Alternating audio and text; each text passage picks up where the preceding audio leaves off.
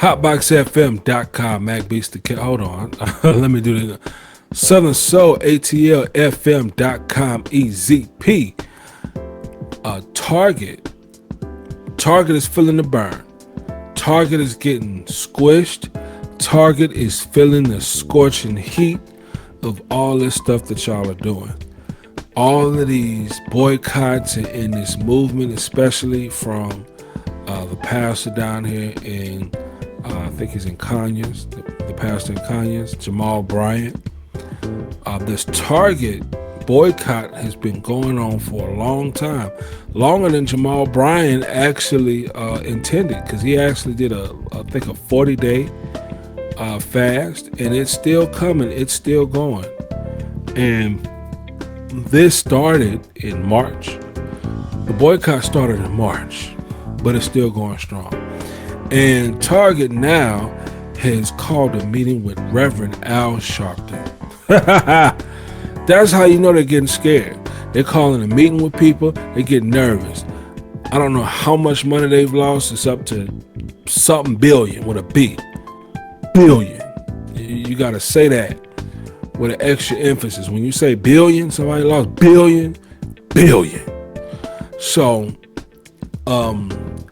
when I heard that they were trying to call Al Sharpton for a meeting, it made me think that maybe he's the wrong guy for this, because most people have acknowledged that Al Sharpton has bosses. Al Sharpton has a show. Al Sharpton has investors and supervisors that he can't afford to speak against, and he can't afford to speak against their wishes. There are a lot of things that Al Sharpton is not allowed to say. There are certain things that Al Sharpton is not allowed to do. And if Al Sharpton's bosses and supervisors say that he should say something, then he's probably going to say it.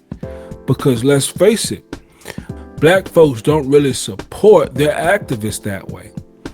Nobody can be a full-time black activist because they have a hard time. Either they have to sell a bunch of tickets, they have to pander to one sex or another, or they have to do something else entirely, or have a whole nother profession alongside activism in order to really get anything done, because nobody can really live off of activism by itself, because black people don't run their own activists for this purpose.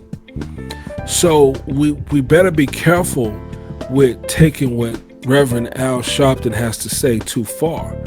But I know somebody who has a little bit more experience in listening to Reverend Al Sharpton or hearing Reverend Al Sharpton. EZP. Yeah, he came in MacBeast with James Brown.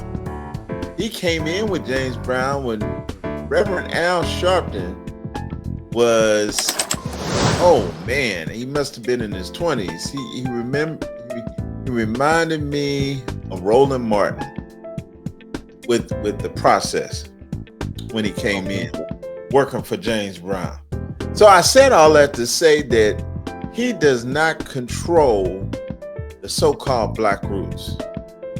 Reverend Al has a small contingency of people that follow him. He does have impact, but he doesn't have the impact that the mainstream media would like him to have. Now, Jerome Bryant has come out and said to his congregation, of course, you know, Jerome Bryant had initiated the boycott. He's come out to his congregation and said, you guys stay put. They've only made one of his requests. The other three requests are non-existent. Okay, at this point, he's gonna visit it again in July. And so, meanwhile, our people, MacBeast, deserve a round of applause. They just do. Because it's been 12 billion, like you said, with a B. And it's hurting You guys don't realize how impactful you are. Thank you, Most High. We appreciate it. Mac Beats, we love it. It shows our power.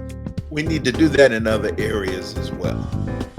You said we need to do that in all other areas? Is that what you said? We need to definitely do that in other areas.